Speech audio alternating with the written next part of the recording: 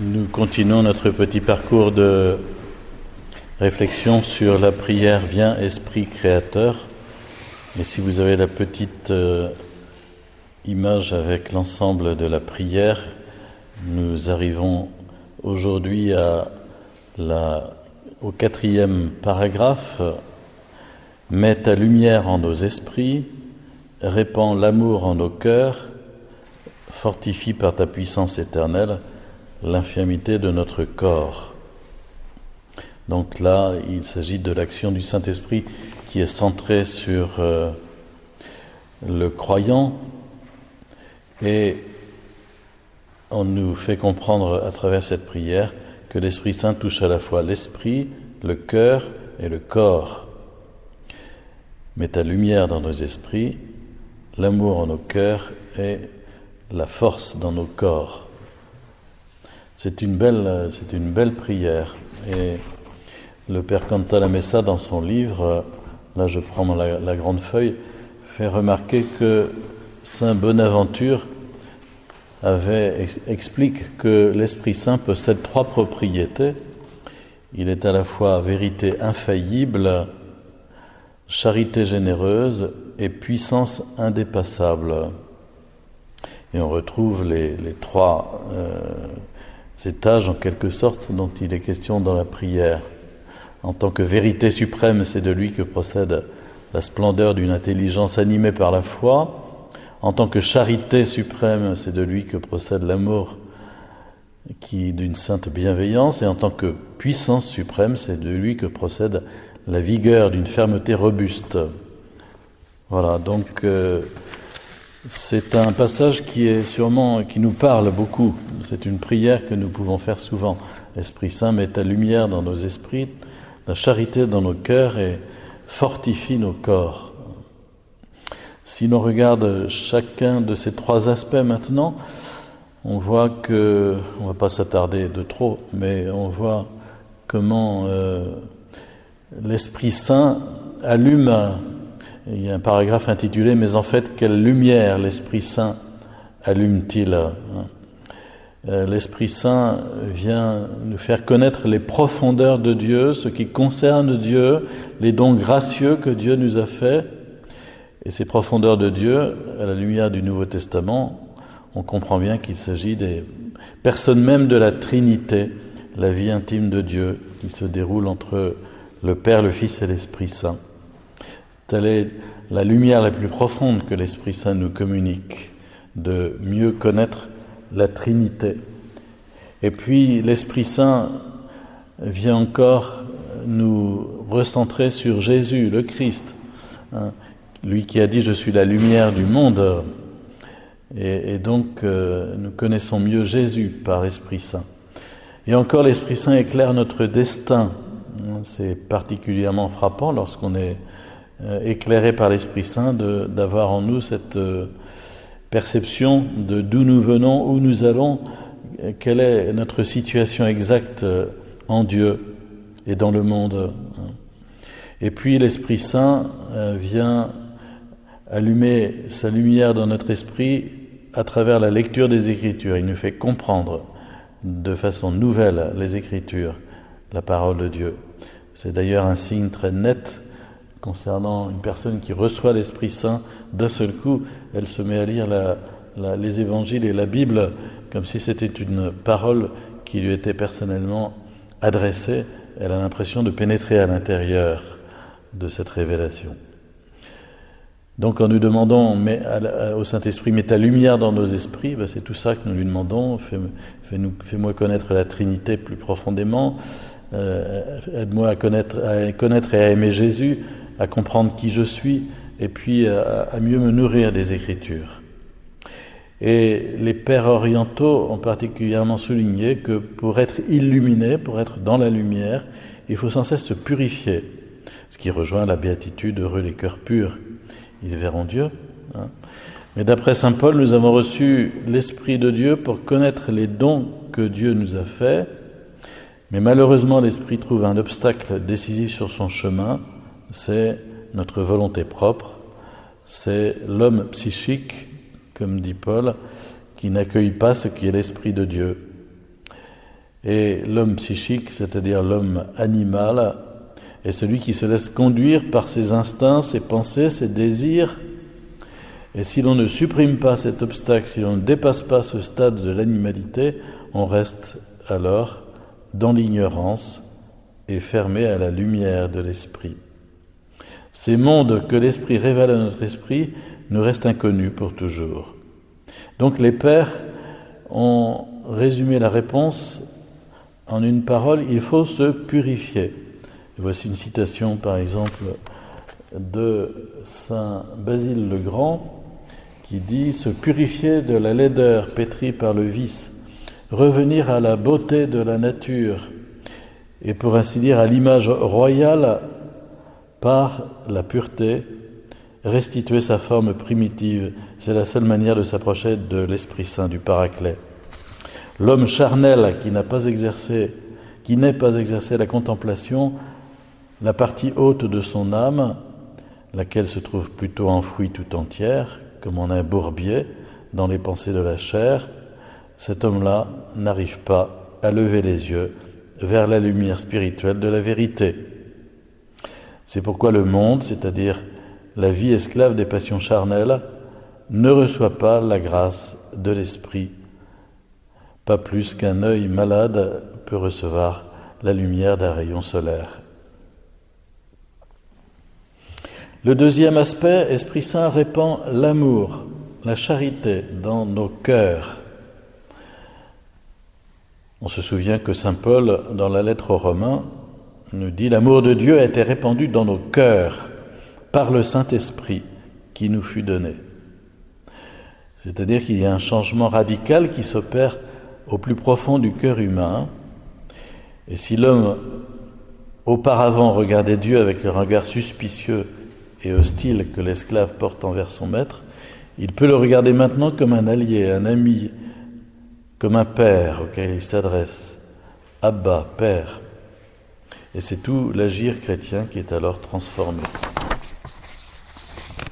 Et l'Esprit Saint, en nous communiquant la charité, nous libère de l'amour-propre, du repli sur nous-mêmes, de la recherche de nous-mêmes.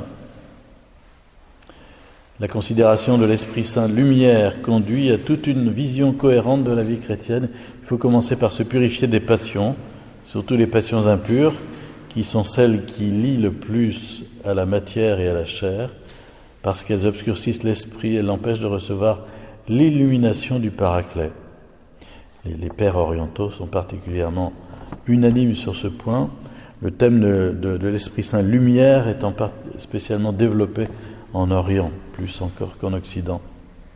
Une fois que l'œil intérieur est purifié, non seulement il nous est possible de contempler Dieu, mais nous devenons nous-mêmes transparents à sa lumière, comme les corps lumineux renvoient les rayons de soleil qu'ils reçoivent.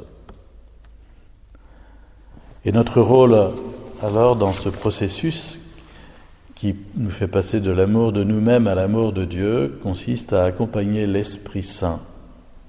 Non pas d'abord à faire des efforts, mais à les situer dans la suite de ce que l'Esprit Saint fait en nous.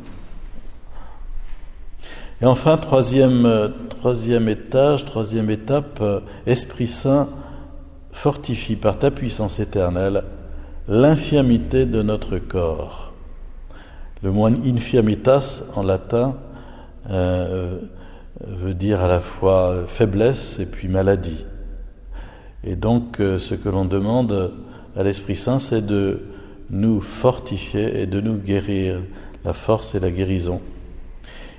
L'Esprit Saint ne se contente pas de soutenir notre faiblesse, de soigner nos blessures, de combler les défaillances de notre physique. Il fait plus encore pour le corps. Il le sauve de sa précarité et prépare sa pleine et définitive rédemption. Et donc la perspective est aussi celle de l'eschatologie, celle de notre destinée finale. Nous demandons à l'Esprit Saint de transfigurer notre corps misérable, de le libérer de la mort, de le conformer au corps glorieux du Christ. Nous demandons qu'un jour, il donne aussi la vie à nos corps mortels. Bien sûr, il faut évoquer le sacrement de l'onction des malades, on voit que dès la lettre de Jacques, vers l'an 60, comment dans l'Église apostolique il y a un soin spécifique des malades, avec cette certitude que la prière de la foi sauvera le patient et le Seigneur le relèvera. Et l'Église s'est toujours intéressée au corps, à la santé du corps, à travers ce sacrement, mais aussi à travers tout le déploiement qu'elle a pu avoir d'une pastorale sanitaire, entre guillemets, avec des hôpitaux, des cliniques et que sais-je. Jésus est considéré par les pères orientaux comme le seul médecin fait de chair et d'esprit. C'est Ignace d'Antioche. Ignace d'Antioche, c'est très très ancien, c'est 110. Il est mort martyr en 110, donc peu après Jean, vous voyez, 10 ans plus tard que Jean.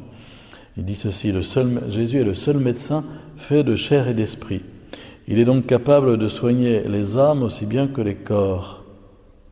Et exposer notre esprit à l'action de l'Esprit Saint signifie le lui présenter dans la prière, notre esprit, lui demander de nous guérir de toutes nos maladies mentales, l'incrédulité, ou la crédulité aussi, la superstition, l'intellectualisme sec, l'orgueil, la présomption. Tout ça, c'est des maladies de l'esprit. Et si nous exposons notre volonté à l'action de l'Esprit Saint, lui demander de guérir nos nombreuses maladies de cœur, la froideur, l'insensibilité, la rébellion, l'amour-propre, la volonté de puissance. Il faut nous exposer ainsi à l'Esprit Saint pour qu'il nous guérisse, qu'il nous transforme, qu'il nous purifie. Mais la puissance de l'Esprit ne se manifeste pas seulement en éliminant la maladie ou en éliminant le mal et en accordant la guérison, mais aussi en donnant la capacité et même parfois la joie de porter avec le Christ notre propre infirmité, complétant ainsi en notre chair ce qui manque aux épreuves du Christ pour son corps qui est l'Église, comme dit Paul. Il faut le redire aujourd'hui parce qu'on a beaucoup développé ces dernières dizaines d'années une perspective de guérison dans l'Église, et peut-être un peu au détriment de cet aspect qui est bien contenu, bien précisé dans l'Écriture, que la puissance du Saint-Esprit se manifeste aussi dans le fait de pouvoir vivre notre propre infirmité, quand le Seigneur ne nous en libère pas. Le Christ a racheté la souffrance et la mort. La souffrance n'est plus un signe de péché, ni une participation à la faute d'Adam. Elle est devenue un instrument de rédemption et de participation à la vie du nouvel Adam. En somme, nous pouvons toujours, et il faut le faire, demander à l'Esprit Saint de nous guérir. Mais s'il ne le fait pas, nous ne devons pas en conclure nécessairement que nous n'avons pas la foi, ou bien que Dieu ne nous aime pas, ou qu'il nous punit. Il veut faire un don plus précieux encore, même s'il est plus difficile à accueillir. La santé retrouvée se perdra à nouveau, mais le mérite d'avoir supporté la situation avec patience subsistera pour toujours. Enfin, puisqu'on parle de guérison, de cet aspect de l'œuvre de l'Esprit Saint en nous, il faut préciser que la chose la plus importante dans l'esprit de l'Évangile, c'est quand même d'éviter de tourner autour de son petit nombril, de trop penser à ses infirmités et de plus penser à celles du prochain.